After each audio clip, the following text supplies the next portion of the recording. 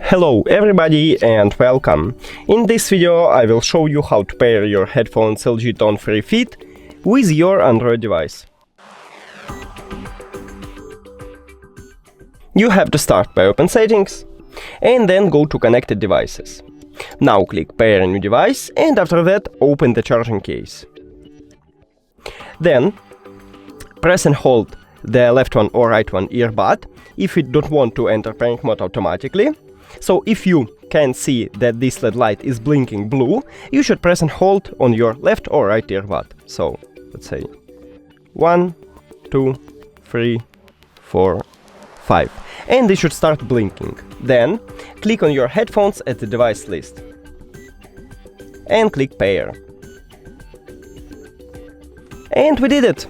Thank you for watching this video. If you found it helpful, please consider subscribing to channel and leave the like on the video. It's really important to us. See you later!